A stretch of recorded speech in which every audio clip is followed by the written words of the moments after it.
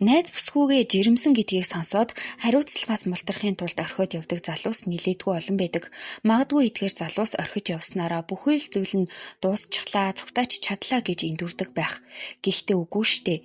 Хүүхдэд төрүүлэхээр шийдсэн эмэгтэйд хамаг хариуцлага ирж гэрт орж гадаа гарч ир болох шаардлага тулгардаг. Хэрвээ туслаж дэмжих хүнгүй бол хүүхдээ ганцаараа өсгөнө гэдэг бараг л боломжгүй даалгавар. Тодорхойлбол хэдий нялх хүүхдтэй байлаач гэсэн тэр ээж өөрийгөө болон хүүхдэд тэжээхийн тулд заавал гарч ажил хийх шаардлагатай байдаг. Гэтэл энэ хооронд нь хийн хүүхдийг нь харж асарч туслах билээ. Яг ийм байдалд эмэгтэй хүн яах ч аргагүй байдалд орно шүү дээ. Яг ийм байдалтай нүүр тулгарсан хүн бол Жасмин Ловит бүсгүй. Тэрээр туслах дэмжих ганц ч хүнгүйгээр хүүхдэд төрүүлсэн бөгөөд охиноо төрүүлэх үедээ дөнгөж 23 нас хүрч байсан юм. Ганц бие ээжийн амьдралаар 2 жил амьдарсны эцэст тэрээр нэгэн залуутай танилцаж амьдралын шаардлагаар хамтарч амьдарч эхэлсэн боловч шинэ найз залуу нь өөрийг нь охинтой нь хамт хөнөөгөөд зохицыг нь хүртэл хэний ч олохгүй газарт нуучихна гэж тэр хэрхэн мэдэх билээ. Энэ хэргийг илрүүлэхийн төлөө цагдаа нар дүүрээ хувиргаж, алуурчинтай ойртож, бараг л кинон дээр гардаг шиг тусгай ажиллагаа явуулсан байдаг. Ингээд Жасмин Ловит болон бяцхан охин Алея нарын амиа алдсан хэргийг эхлүүлцгээе. Тэднийг хөнөөсөн алуурчныг Роберт Леминг гэдэг. Тэрээр 1985 онд Герман улсад төрсөн. Аав ээж нь хоёулаа Их Британи хүмүүс, гэхдээ аав нь цэргийн хүн байсан ба Германд үүрэг гүйцэтгэж байх үед нь Роберт төрсөн байдаг. Робертыг бага байх үед Их Британд эдний гэр бүл эргэж нүүж ирсэн бөгөөд тэрээр 7 наснаас эхлэн хутга цуглуулж эхэлсэн боловч гэр бүлийнх нь энэ хоббиг нэг тийм хурцаар хүлээж аваагүй. Роберт бага байхасаа л хүнд даацын машины механикч болох мөрөөдөлтэй байсан учраас мөрөөдлөө даган мэргэжлээ сонгож ажиллаж эхэлсэн. 2000 оны төгсгөл үед Роберт Сара гэх Канадад амьдардаг багш бүсгүйтэй онлайнаар танилцаж дотн болсон боловч тэднийг хил хязгаар болон цагийн зөв рүү холдуулж байлаа. Тийм ч учраас Роберт Саратай харилцахын тулд Канада улсын цагт тохируулж унтад сэрэх болж Канада улс руу нүүхээр бэлтгэж эхэлсэн. Ингээд 2013 онд Их Британаас Канада улс руу нүүж ирэн Саратайгаа гэрэлсэн. Харамсалтай нь зөвхөн дэлгэцний цанаас бие биенээ мэддэг байсан хүмүүс генетик нь л хамт амьдраад бүр гэрэлсэн болохоор тулгарх асуудлууд нилээдгүй их байлаа. Роберт Канадад ирснийхаа дараа машин засварлах ажилд орсон боловч архины донтолтоосоо болоод байнга шахуу ажилд ороод гараад халагдаад л явчихдаг байсан.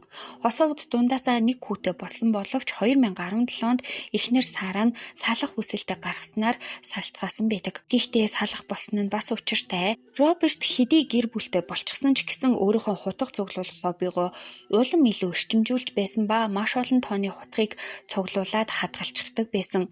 За дээрэс нь гэр бүлийнхаа нэгэн гишүүн болсон нохоогоо тамлан зовоох болсон байдаг. Тодорхойлбол нохоогоо салхилуулна гэж авч гараад ойд аваачин модонд хүлээд хэд хоногоор хоол ус чүгэлгүй тамалдаг байсан ба хууль хяналтын байгууллагад 3 удаа баригдаж шийтгэл хүлээж байсан. Ийм үйлдэлүүд дээр нэмээд архинд нэгт донтсон хүний дэргэд аюулгүй байдлаа бодох юм бол хин л удаа амьдраад байхыг хүсэх билээ дээ. Сара хүүгийнхээ асраа хамгаалах эрхийг өөртөө авснаар Роберт ганцаараа амьдрах болж архинд улам илүү донтох болсон ба танилцах сайтуудад итгэвчтэй бүртгүүлж дараагийн сүйт бүсгүйгээ хайж эхэлсэн. Гэхдээ 2018 он хүртэл доктортой харилцаа тогтоох эмэгтэй огт гарч ирээгүй. Яг энэ үед охиноо хамаг чадлаараа ганцаараа өсгөж байсан Жасмин Ловит бүсгүй ганцаардалт хуйлдлыг мэдэрч эхэлсэн тул өөрт нь бас охинд нь санаа тавьж чадах хэн нэгнийг хайх болсон ба танилцах сайтуудад бүртгүүлж сайн хүн хайж эхэлсэн байдаг. Тэрээр танилцах хүнээ маш сайн шинжиж хайж байсан бөгөөд сайтар шалгасны үндсэн дээр Роберт Лемингтэй танилцаж уулзах болсон. Яагаад Робертыг сонгосон бэ гэхээр тэрээр өөрийнхөө танилцуулгыг маш ихтгэл даахуйц байдлаар бичсэн байсан бөгөөд өөрийгөө хүүхдэд тайртай хэмээн бичсэн байсан нь бүсгүй итгэлийг төрүүлж орхисон.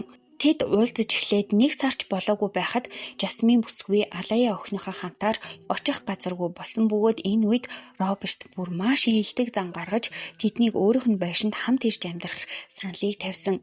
Яг үнэндээ тухайн үед ээж охин хоёрт очих газар байхгүй байсан учраас арга буюу зөвшөөрч хамтдаа амьдрах болсон боловч төд удалгүй Робертийн гуйлан цохойж эхэлсэн. Гэсэн ч тэдэнд нүүх боломж байхгүй хэвээр. Энэ үед Алая охин 22 сартай болсон байсан бөгөөд Жасмин ажил хийхийн тулд арга буюу Робертоос тусламж хүсч охиноо түүнд үлдээгээд ажилд явах болсон байдаг. Яг уу Роберт охинд тийм ч муу ханддаггүй байсан боловч бас сайн ханддаггүй. Зүгээр л тоолгүй гэртээ орхичихдаг байсан гэхүү дээ. Цаг хугацаа өнгөрөх тусам тэдний харилцаа улам бүр мууцаар тэд хосууд байхаа болсон бөгөөд зүгээр л нэг байшинд хамтдаа амьдардаг хүмүүс болж хувирсан. Жасмин Робертэд багахан хэмжээний байрны хөлс хүртэл төлөх болсон хэдий ч тэд бусад хүмүүсийн хажууд салсан гэдгээ огт мэдэгдүүлдэггүй байсан. Хэрвээ хосоор очих шаардлагатай арга хэмжээ байх юм бол тэд зүгээр л хосын дүрээр очицгоодог. Мөн өөрсдийнхөө дотны хүмүүст бид хосууд хэвээрээ хэмээн хэлцгээдэг байсан. Яагаад ийм үйлдэл гаргаад байсан талаар нь огт тайлбар байдаггүй. 2019 оны 4-р сарын 19-ны өдөр Жасмин ээж болон эгч хоёртойгоо хамтдаа хооллохоор тохирсон өдөр нь байсан юм. Харамсалтай нь Жасмин Алая нар тохирсон цагтаа ирээгүй ба уцаач аваагүй.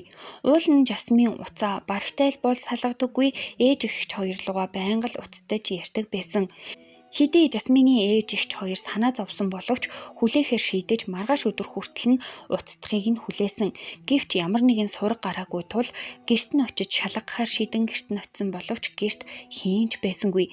Цонхоор харах юм бол Алая охины тоглоом хаа сайгүй байж байснаас гадна хаалганых нь хажуухан талд Роберт Лемингийн шороотой пүүзэл харагдаж байсан. За яг ийм байдлаар 4-р сарын 23-ны өдөр хүртэл өдөр болгон очиж шалгаад тэд юу ч олж мэдэж чадаагүй учраас шуудхан л цагдаад мэдэгдэж Жасмин болон Алая нарыг сургаггүй алга болсон хэмээн албан ёсоор мэдгдсэн. Тэдний эрен хайх ажиллагааг цагдаа нар цаг алдалгүй эхлүүлж яг тухайн өдөрт нь ажиллагаагаа эхлүүлсэн байдаг.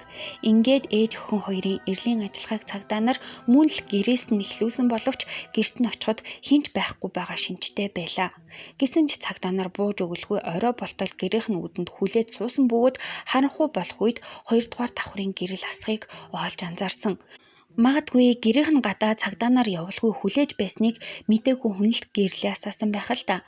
Ингээд Жасмин болон Алая нарын амьдардаг гэрт хэн нэгэн байгаа гэдгийг тодорхой болсон тул цагдаа нар бараг л хагас цаг хаалгыг нь тогшиж байгаад эцэс сүулт нь арын хаалгыг нь эвдэн ортол Роберт Лемингтэй нүүр тулгарч шууд уулзаж чадсан. Цагдаа нар Роберттой уулзах үед тэрээр би Жасмин болон Алая хоёрыг хаана байгаа болохыг мэдэхгүй хэмээн хариулж байснаас гадна 2-р давхартай арх уугаад чихвд зүгээд хэд хоног унтчихсан учраас хаалга товших чимээг сонсоогүй хэмээн хариулсан байдаг.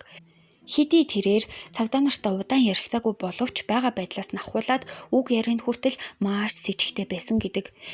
Робертийн хэлснээр бол тэрээр ээж охин хоёрыг 4-р сарын 17-ны өдөр хамтдаа зугаалганд явах үедээ л хамгийн сүүлд харсан гэх боловч яагаад гэртээ хамтдаа ирээгүй талаараа огт итгэл төрүүлэхүйц тайлбарыг хэлж чадаагүй юм. Гэсэн ч Робертийг саатуулах ямар ч нотлох баримт байгаагүй учраас түүнийг ажиглахаас өөр ямар ч сонголт цагдаа нарт үлдээгүй. Гэхдээ цагдаа нар түүнтэй уулзах үедээ бүхий л зүйлээ бичлэг болгон аваа хадгалчихсан байсан ба тэр яриануудыг сонсох юм бол тэрээр Жасмин болон Алая нарын талаар ярихдаа дандаа өнгөрсөн цагтаар яриад байсан. Яг л энэ ертөнцийн үгүй болсон гэдгийг нь мэдэж байгаа хүн шиг. Тийм ч учраас цагдаа нар яаж ийж байгаад хэргийн учрыг тайлахын тулд дүрээ хувилгаж Роберт Лемингээс үг салгахаар шийдцгээсэн бөгөөд түүний байнга очиж арх уудаг уушин газрын үүдэн дээр дүрээ хувилгасан 2 цагдаа отолтонд зогсож зөвхөн түүнд зориулсан тусгай ажиллагааг эхлүүлсэн. Азаар 2 цагдаа Роберт Лемингтэй яриа өрнүүлж улмаар хамтдаа уухаар зөвшөөрүүлж чадсан ба ингэж хамтдаа арх уух явцдаа Роберт гів гинэтхэн л 2 цагдаад сайрхаж эхэлсэн. Тодорхойлбол би найз бүсгүйгээ хөнөөгөөд шороонд булчихсан байхад цагдаа нар намайг барьж чадаагүй л бэнштэй хэмээн сайрхаж байсан. Азаар тэрээр яг энэ явцдаа Алая болон Жасмин нарыг хаана болсон гэдгээ ч гэсэн цагдаа нарт яриад өгчихсөн байдаг. Тэрээр ээж охин хоёрыг нэгэн ой дотор гүйхэн нүх ухаад булчихсан байсан юм. Нэгэнт зогцсон олцсон учраас Робертыг баривчилж Жасмин болон Алая нарыг хөнөөсөн хэрэгт буруутгасан боловч тэрээр найз бүсгүйгээ хөнөөсөн гэдгээ бол хүлээн зөвшөөрч байснаас биш Алая охиныг би хөнөөгөөгүй хэмээн мэдүүлж эхэлсэн. Түүний мэдүүлснээр бол 4-р сарын 17-ны өдөр Жасмин Алая охиныг өөрт нь харуулж орхиод ажилдаа явсан. Энэ хооронд харин Роберт арх ууж бараг л ухаангүй болтлоо согтсон бөгөөд охиныг төдийлөн тоогоогүй. Гэтэл гэнэтхэн л чанга чимээ гарсан ба Алая охин шатнаас унаад ухаангүй хэвтэж байхыг олсон. Гэсэн ч тэрээр эмнэлэгт хүргэж өгөхийг бодоогүй бөгөөд өөрөө нэмж арх уухын тулд охиныг зүгээр л оронд нь оруулаад хүнчлөөр нь хужаад орчихсон. Ингээд архинасаа төр зуур ухаан орох үед нь Жасмин ажлаа тараад гэртээ ирсэн байсан ба Алая охин нас барчихсан байна хэмээн уурлаж түүнлүү дайрч эхэлсэн. Яг энэ байдал нь зодон болж Роберт уурандаа Жасминыг хутгалаад хөнөөчихсөн. Харамсалтай задлан шинжилгээний хариугаар Робертийн мэдүүлэг батлагдаагүй бөгөөд Алаяг хүний гарт нас барсан уу эсвэл ослын улмаас нас барсан уу гэдгийг нь тодорхойлох боломжгүй болчихсон байсан. Гэхдээ шүүх Роберт Лемингийг Алая охины үхэлд буруутай хэмээн дүгнсэн. Хэдий түүний мэдүүлэг үнэн байлаа ч гэсэн охиныг гэмтсэний дараа эмнэлэгт хүргэсэн бол байдал өөр байх боломжтой ч байх байсан юм билүү. Ядчил эмнэлэгт хүргээд өчгсөн бол Жасмин уурлаж дайрахгүй л байх байсан биз. Шүүхийн эцсийн шийдвэрээр Роберт Лемингд 16 жилийн дараа давж заалтах эрхтэйгээр бүх насаар нь хорих ялыг оноосон байдаг. Миний бодлоор бол энэ хэргийн хамгийн гол буруутан нь яг үнэндээ Жасминыг орхиж явсан Алая охины биологийн эцэг. Хэрвээ тэр бүсгүйг ийм байдалтай орхиж яваагүй бол Жасмин Роберт чиг хажуу хүний хажууд амьдраад ийм хариуцлагагүй хүнээр хүүхдээ харуулад явахгүй л байх байсан биз. Энэ удаагийн маань хэргийг хүрээд өндөрлөж байна. Таалагдсан бол лайк дараарай, сувгийн маань дэмжээ subscribe хийгээрэй. Баярлалаа. Баяртай.